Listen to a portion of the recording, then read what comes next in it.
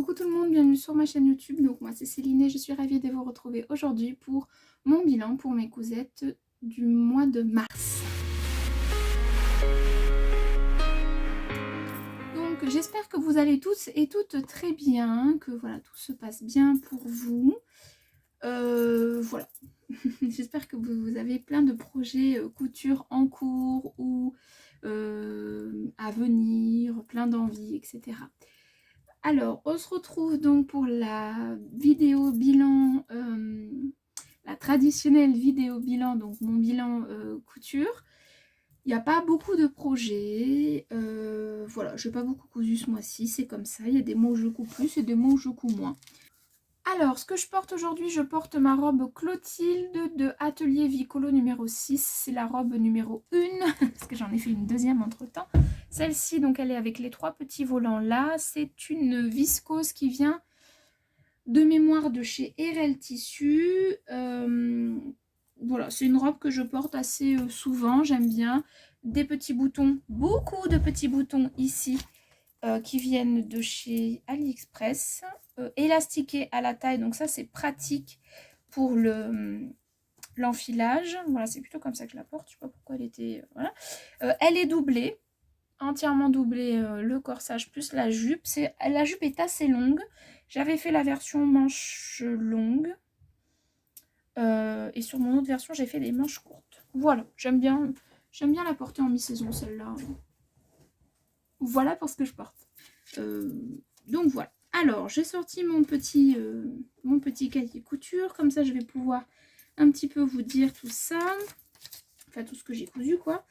Donc, au niveau des envies, il y avait le pull Titus pour mon papa, le hack de la robe Norma, enfin de la blouse Norma, le top wanted ou le t-shirt Sirocco et le manteau Kenzo. Donc, qu'est-ce que j'ai cousu finalement? J'ai bien cousu le pull Titus pour mon papa. Je vous mettrai quelques photos là juste après parce que je ne l'ai plus. Je lui ai déjà donné et il m'a fait des photos. Donc, vous aurez des photos de mon petit papounet. Je vais flouter sa tête quand même. Voilà, il est content d'avoir son pull. Il est plus léger que ceux que j'avais fait réaliser précédemment. Voilà, le pull Titus, je vais vous en parler vite fait. Quelque chose de, voilà, de très très rapide. Si jamais vous voulez en savoir plus, je vous invite à regarder ma dernière vidéo où je vous parle de celui de ma belle-mère. En fait, c'est exactement le même, c'est juste que pour mon père, j'ai fait la taille M et pour ma belle-mère, j'ai fait la taille S. Donc le pull Titus, le voici, donc il est tiré de ce magazine-là, c'est ce pull-là. C'est le magazine novembre-décembre 2016, c'est l'édition 6. Alors c'est un patron que vous pouvez retrouver gratuitement sur le site belge, je ne sais plus lequel, je me trompe à chaque fois, mais je vous mets le lien en barre d'infos. Il vous suffit de vous inscrire et vous avez accès à tous les patrons qui sont mis à disposition de la maison Victor. Donc le pull Titus, pour être très très rapide, hop, j'enlève juste le patron qui est à l'intérieur, voilà. Donc là, vous avez le petit dessin technique. Donc c'est un pull assez loose hein, quand même. Fini par des bords côtes aux manches et en bas. Et un col, on va dire, un col châle carré. Carré arrondi quand même. Hein. On voit un petit peu là. C'est pas tout à fait carré comme le Wanted par exemple. Voilà, il va de la taille XXS à XXL. Pour la taille M de mon père, j'ai utilisé un petit peu moins d'1,50 m de tissu. Le tissu, je ne l'ai plus évidemment. C'est un tissu de chez Driesenstoffen. C'est le tissu Jacquard Jersey 3D Navy que j'ai payé 4 € le mètre. Donc 1,50 m, ça fait 6 €. Le magazine à l'époque était à 7,95 €. Voilà, j'ai pas grand chose à vous dire de plus. Je vous laisse avec les photos portées.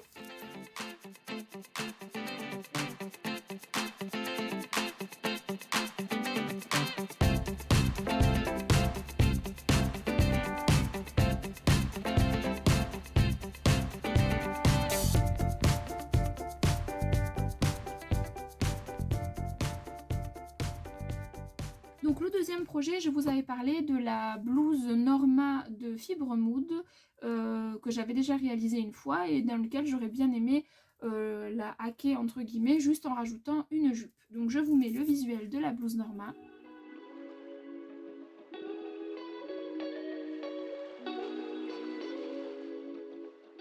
Donc cette blouse Norma, pas très compliquée à réaliser, assez loose on va dire. Mais voilà, une jolie boutonnée sur le devant, donc il fait une jolie encolure. Des petites manches froncées, donc c'est plutôt joli. Manche 3/4, un peu ballon, enfin entre guillemets, fini par un petit bracelet de manches très joli aussi, je trouve. Voilà, donc qu'est-ce qu'elle marque? Les grandes manches qui se font remarquer sont tendances et Norma a bien compris qu'elle pouvait faire ça en grand. Ces manches 3/4 ajoutent du volume aux épaules, elles sont bouffantes aux poignets et plissées à l'emmanchure. Ce chemisier court original avec une encolure en V est gagnante avec un jean, un pantalon ou une jupe, taille haute. Voilà. Pour moi, les points techniques de ce patron, ce sont donc les fronces, le montage de la parmenture, la boutonnière, et ensuite parce que j'y ai ajouté la jupe de ce Burdala. Vous savez que c'est ma robe chouchou de tous les temps, cette robe là, donc j'y ai ajouté cette jupe à ma petite blouse Norma. Finalement ça s'est très bien passé, l'assemblage des deux ça a été, j'ai fait pareil, j'ai fait une petite coulisse et j'y ai mis un petit élastique et le tour est joué, c'est plutôt pas mal. Alors au niveau modification, j'ai raccourci les manches parce que c'est une petite robe que je pense que je vais porter en mi-saison. Et du coup, j'avais pas forcément envie d'avoir des manches trop 3/4. J'avais pas trop envie. Donc, j'ai raccourci mes manches de 15 cm. Comme ça, au moins, ça m'a fait des manches courtes. En gardant le volume, donc ça fait des manches un peu vaporeuses. Enfin, vous allez voir sur les photos. J'ai raccourci le buste de 5 cm. J'ai donc ajouté une coulisse et j'y ai mis un élastique de quelques millimètres. Là, je sais plus. Là, voilà. Vous savez, ces élastiques-là. Voilà, je sais plus combien ça fait. Ne me demandez pas, ça doit faire un 0,5 je pense. Voilà. Et donc j'ai ajouté la jupe du modèle Burda que je vous ai montré. La viscose que j'ai utilisée, elle vient de chez Dries & Stoffen.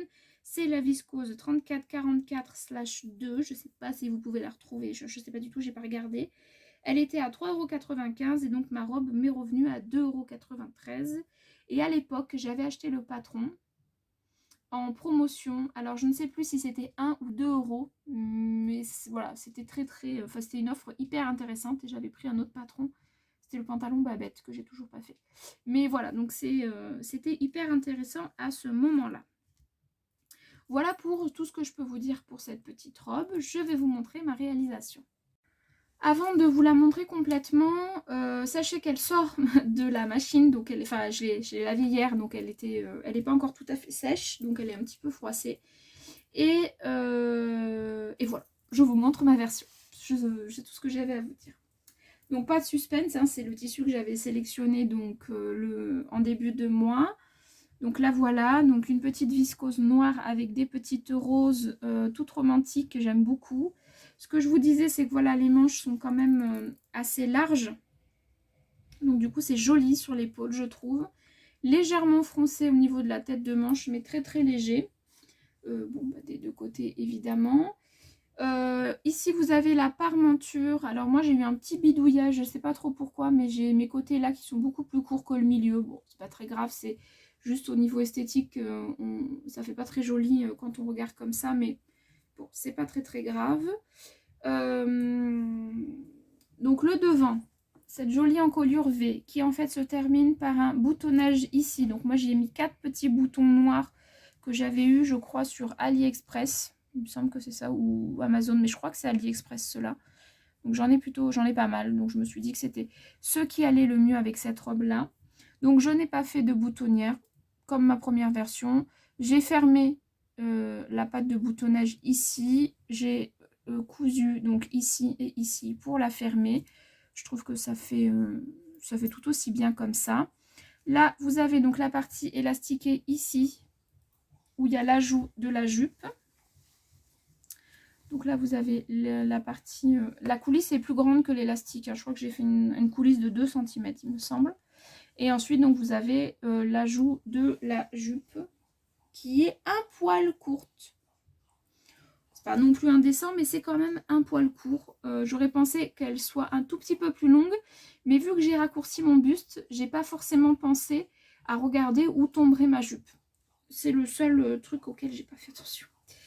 Le dos étant une seule et même partie, donc il est ici. Vous avez les manches, donc bien sûr de chaque côté, toujours la partie froncée là, et la jupe qui est la même que celle de, devant.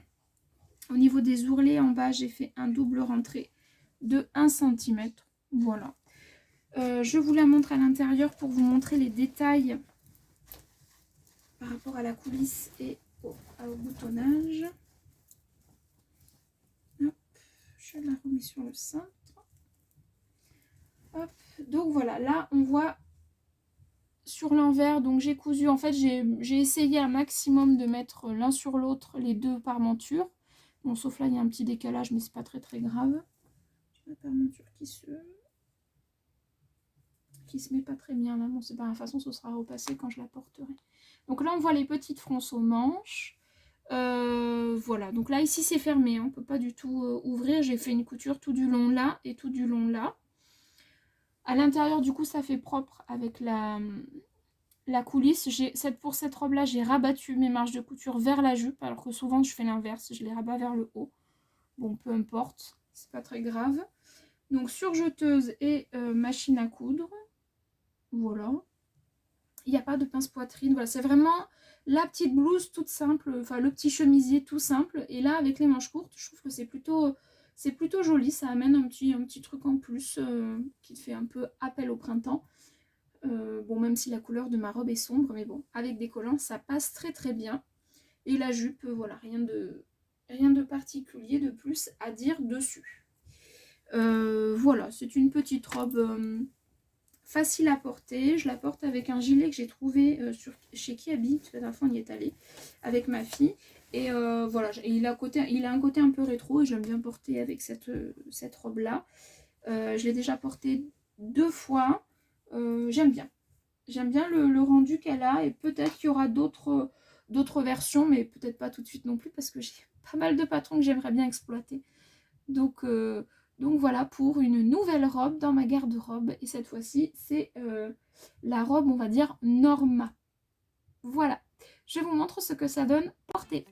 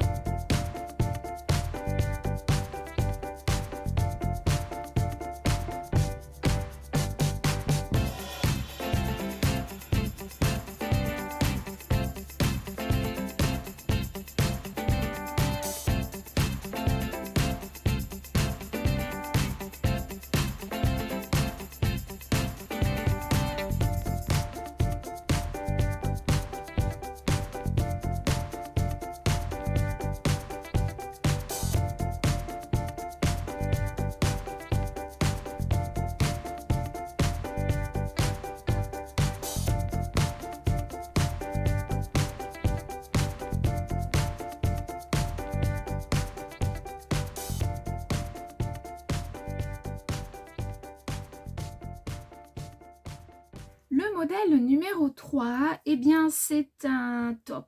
Donc j'ai finalement choisi le top Wanted de Vanessa Pouzet. Je vous mets tout de suite un visuel.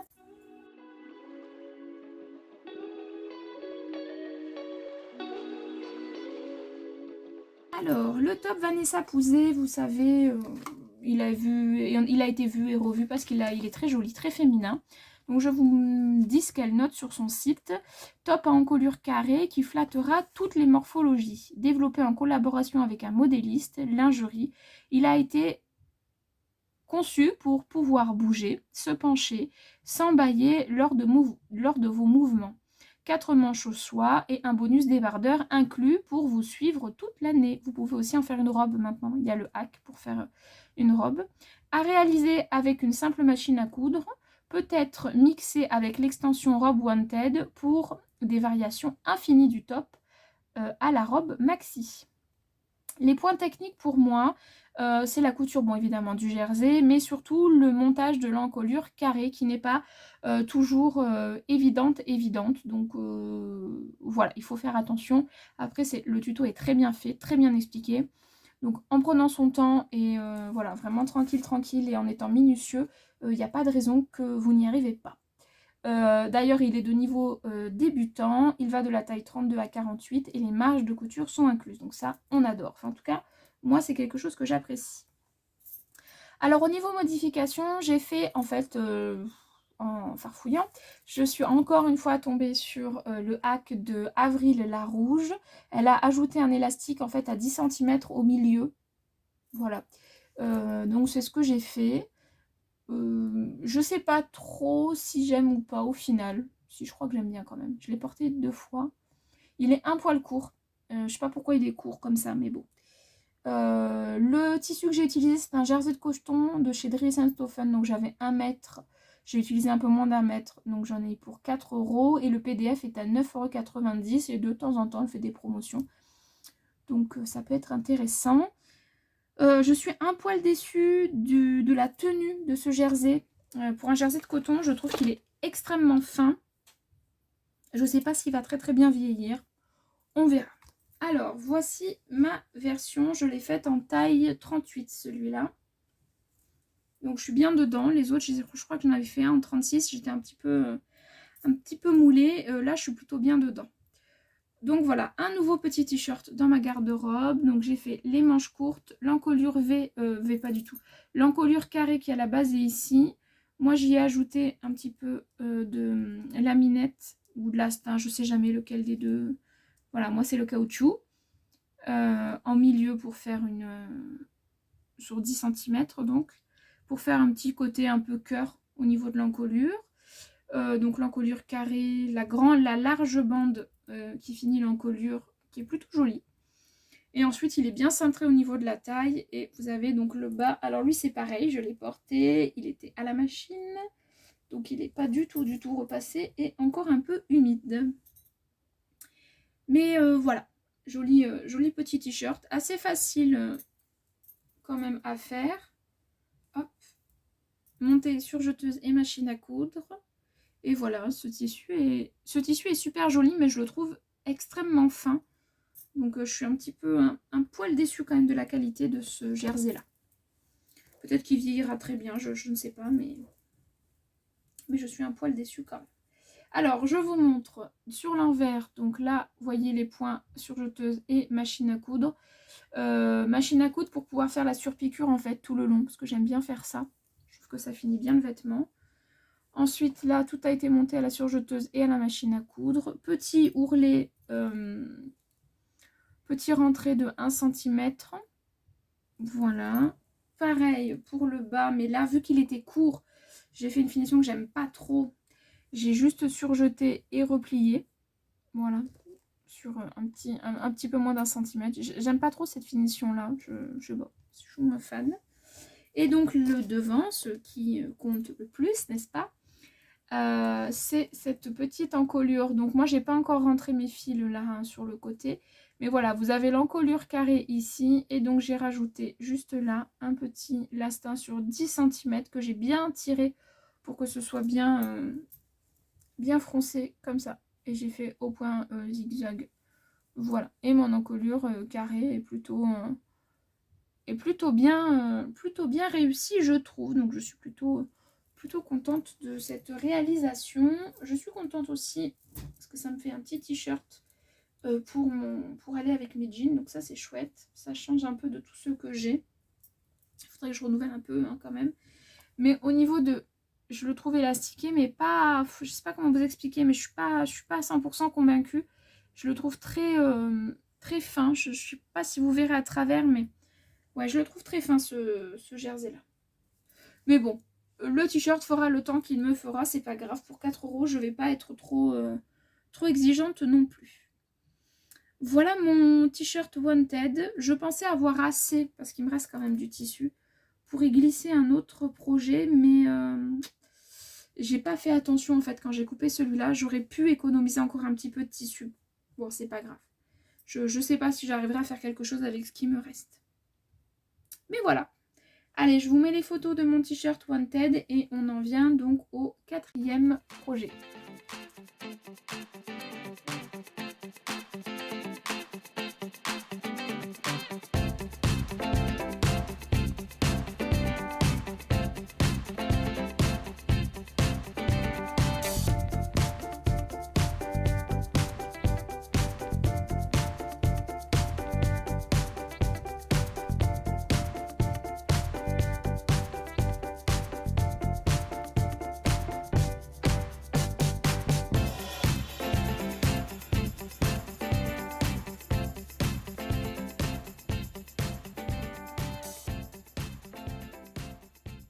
Avant de passer à mon dernier projet, gros projet que vous avez vu donc en vlog, j'ai fait un vlog voilà, où je coupe mes différentes étapes. Donc si jamais ça vous intéresse, pareil, je vous laisse aller voir ma vidéo précédente, pour le coup celle-là.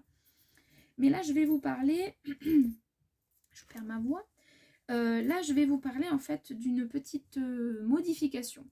J'avais cousu il y a un certain temps une blouse, alors de mémoire, que j'ai plus mon cahier là.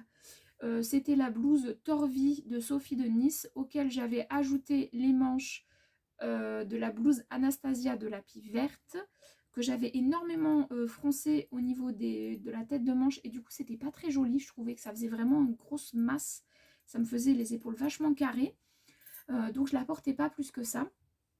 Et j'ai une connaissance qui s'est mise à la couture, qui a passé une commande sur Dries Essenstoffen, et donc bon bref, de fil en aiguille, je me suis retrouvée avec un petit bout du même tissu que ma blouse, et donc j'ai regardé si je pouvais y caler une jupe. Donc toujours pareil, la jupe de ce burda-là, et ben ça tombera pas plus bas, la jupe de ce burda-là, et en fait j'ai raccourci ma blouse, j'ai redécousu, enfin j'ai décousu mes manches, j'ai enlevé des fronces, donc j'ai réduit en fait, j'ai retravaillé la tête de manche, et j'y ai ajouté la jupe, et j'aime beaucoup le rendu final de la robe, et je sais que je la porterai beaucoup plus. Donc je vous la montre rapidement, parce que voilà, c'est quelque chose que je vous ai déjà montré, mais je vous montre comment je l'ai modifié. Donc là, c'est le patron de base que j'avais fait.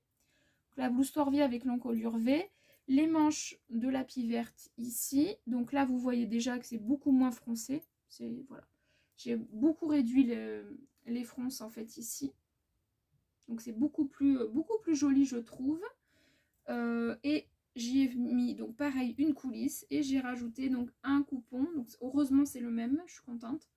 Et j'y ai rajouté donc la jupe qui là pour le coup par rapport à la robe Norma, la jupe est plus longue puisque en fait j'ai coupé un peu moins haut mon buste. Voilà. Il faut que je crois que j'ai pas encore fermé, mais il faut que je raccourcisse un petit peu mon élastique parce qu'il est un poil trop large. La jupe en fait finit à la fin de la journée droite et plus blousée comme j'aime bien. Je vous montre du coup à l'intérieur. Cette fois-ci, j'ai plaqué les marges de couture vers le haut du buste et plus vers le bas. Hop, donc là, hop, sur le dos, vous le voyez, les marges sont vers le haut et plus vers le bas. Pareil, j'ai fait une coulisse de un peu plus de 2 cm, non 2 cm. Donc voilà. Ou un peu plus, je sais plus. Attendez, je vérifie. Non, j'ai bien fait 2 cm, c'est bien ça. Donc voilà, et donc les manches, je les avais entièrement décousues. Donc je les ai tout simplement refroncées à la tête là, et après je les ai de nouveau cousues. D'ailleurs, il me reste des petits fils à enlever. Hop. Voilà, donc pas... Oui, j'ai pas mal de petits fils à enlever. Bon, bref. Donc voilà, j'ai fait cette modification-là et l'ajout de la jupe ici. Voilà. Et donc, ça me fait une robe de plus. Je suis contente, puisque c'est ma tenue préférée. Et il faudra juste que je réduise un tout petit peu l'élastique qui, comme je vous le dis, est un poil trop... j'ai prévu un poil trop grand. Je pense jamais à noter ma taille Vous savez, quand je coupe l'élastique, parce que je le mets toujours sur moi. Et après, je me dis, voilà, tu fais cette taille-là. Mais je pense jamais à prendre la mesure. En fait, c'est complètement ridicule parce que je fais beaucoup de robes avec des tailles élastiquées comme ça. Donc, ça me ferait quand même gagner un petit peu de temps. Mais voilà. Donc, ma petite robe Torvi, Anastasia, Burda. C'est un beau mélange, cette petite robe-là. Voilà. Allez, je vous mets les photos portées.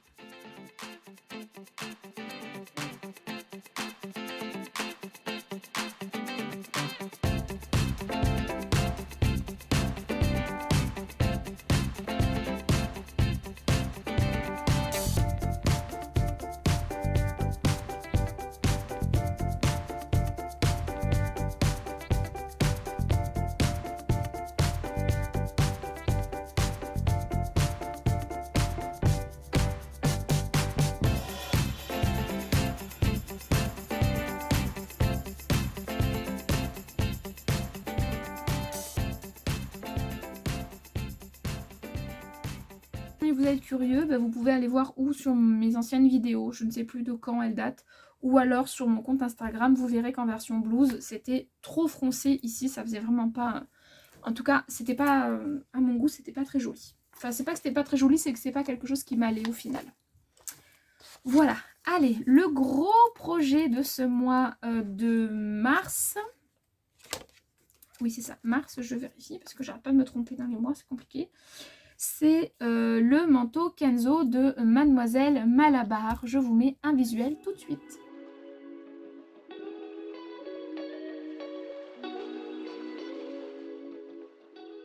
Alors, le manteau Kenzo, pour ma part, je l'ai cousu finalement en taille 38. C'est un manteau coupe large avec une capuche intégrée au devant. Il est large et qui est large et englobante pour le confort et pour garder la chaleur. Il dispose de 2 grandes poches plaquées sur le devant et d'un double boutonnage. C'est un manteau facile à réaliser, confortable et large. Les points techniques. J'ai un peu cherché, mais les points techniques, j'ai vraiment marqué l'encolure, enfin le montage du col, parce que c'est un petit peu spécial, c'est des pinces, en fait, c'est un petit peu particulier. Et l'arrondi des poches, où voilà, il ne faut pas trop se tromper, quoi. Faut y aller tranquille. Je n'ai pas fait de modification.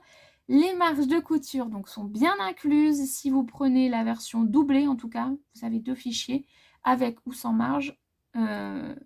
Donc avec marge, vous avez donc forcément les marges incluses. Ça va de la taille 36 à 52 et il est de difficulté 2 sur 5, ce que je confirme.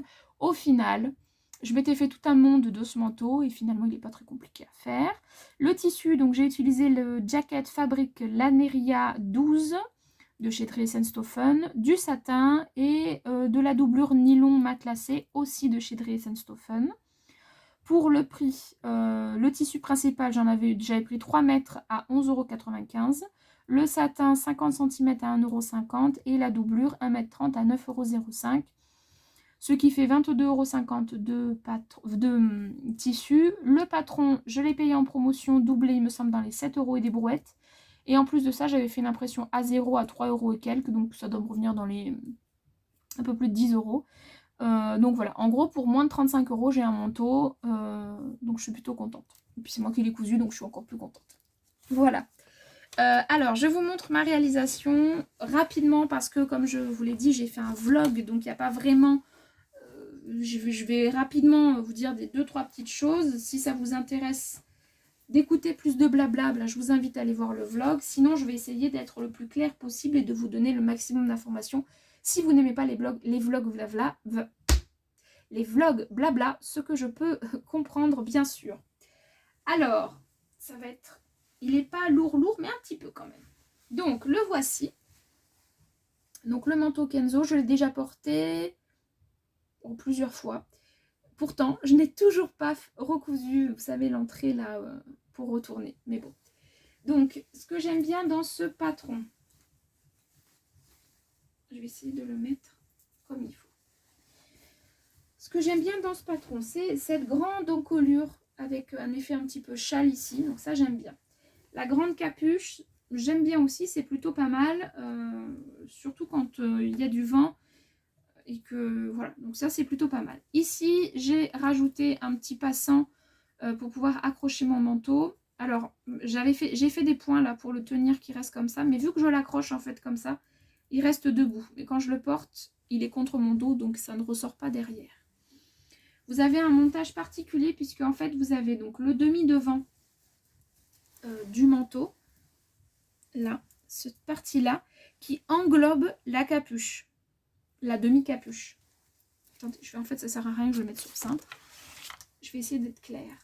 Donc vous avez la demi-capuche ici qui en fait est qui est en d'une seule et même pièce avec le devant.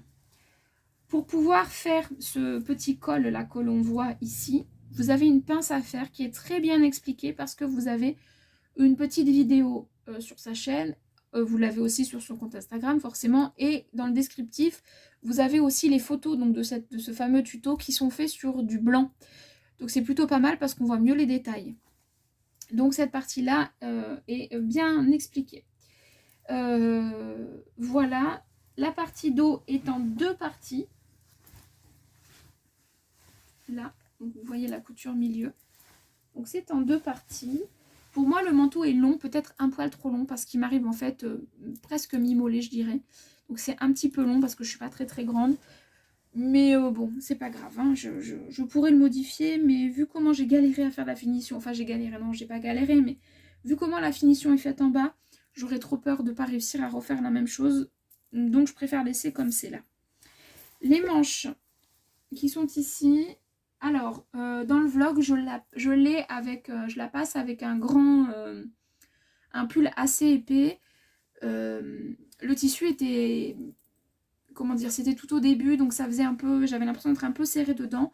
Maintenant que je l'ai porté plusieurs fois, en fait, le tissu s'est un petit peu élargi et du coup, je suis vraiment très bien dedans. Et je la porte avec des pulls même plus gros que le pull que j'ai porté lors du vlog. Donc franchement, je suis bien dedans. Voilà, les manches sont un petit peu longues aussi, elles m'arrivent à peu près ici, mais c'est pas plus mal parce que voilà, quand j'ai froid, ben c'est bien, ça me remonte bien, donc ça c'est chouette. Voilà, vous avez donc cette fameuse option de non doublé où vous avez l'enforme ici et ensuite vous avez la parmenture, donc avec pareil qui fait demi-capuche plus tout le manteau. Voilà, et donc elle a rajouté, enfin elle a fait un nouveau patron, on va dire, où vous pouvez acheter la doublure séparément si vous avez acheté le manteau sans la doublure, ou alors vous pouvez acheter le combo des deux, peu importe, il n'y a pas de gain de prix, hein. Et donc moi je l'ai acheté avec doublure, et la doublure c'est celle-ci qui vient de chez Dries & Stephen, qui est franchement plutôt pas mal, qui tient quand même un petit peu chaud. Alors c'est pas non plus un manteau chaud que je porterai en plein hiver quand il fait hyper froid, mais là pour le matin qui fait un peu frais, franchement je suis contente. J'ai doublé les manches avec du satin, ça c'est top parce que du coup ça glisse super bien. Les finitions, je suis plutôt contente, même si là comme je vous disais dans le vlog c'est pas la partie la plus jolie parce que ça part en biais là, donc c'est pas très très bon, mais ça va. Sinon ça va, à part ça que ça fait un peu bizarre là, mais franchement ça va. Vous avez un pli d'aisance en haut et en bas, que je vais essayer de vous montrer. Là, voilà. Vous avez le pli d'aisance en haut là, et le même en bas, là. Voilà, la doublure ne ressort pas si on plaque bien la partie basse, là, si on la plaque bien, si on la repasse bien et si c'est bien piqué, ça ne ressort pas, donc c'est stop. Oui, j'en étais aux finitions. Je voulais vous montrer la finition des manches. Mais où sont-elles? C'est une grosse pièce, donc du coup c'est un peu compliqué. Voilà, j'aime bien parce que ça revient bien là. Et ben voilà, je trouve que c'est bien pensé. Alors, tous les manteaux doivent faire ça sûrement, mais moi je trouvais que c'était assez facile à faire. Donc je suis plutôt contente. Je suis plutôt contente. Le tissu, ça va, hein, ma foi, il est pas... c'est pas le tissu le plus doux, c'est pas le tissu avec le plus de tenue, il est quand même assez mou. C'est pas le tissu le plus chaud non plus, hein, je le redis, mais franchement ça fait l'affaire. Pour un mi-saison, on va dire, même en hiver et prochain je le porterai hein, quand il fait pas trop froid. tant qu'il n'y a pas des températures trop basses. Voilà, je le porterai. J'ai un petit fil, hop, voilà. Voilà pour le manteau Kenzo. J'ai surpiqué, comme indiqué tout du long, entre la parmenture et la partie extérieure.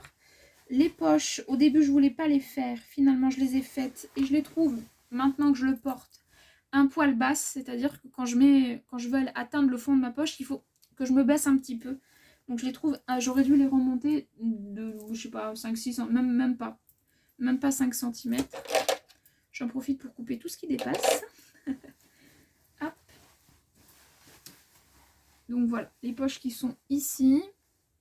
Donc avec l'arrondi là, il faut bien faire attention, bien plaquer. Là, j'ai fait 2 piqûres pour l'ourlet des poches. Je sais pas si vous verrez, mais bon, voilà. Les finitions sont propres, hein, j'aime bien. Et ce que je vous disais, il me reste à fermer en fait l'ouverture qui est là. Franchement, si vous le faites, laissez bien 20-25 cm pour être bien sûr de pouvoir bien le retourner sans trop galérer, on va dire.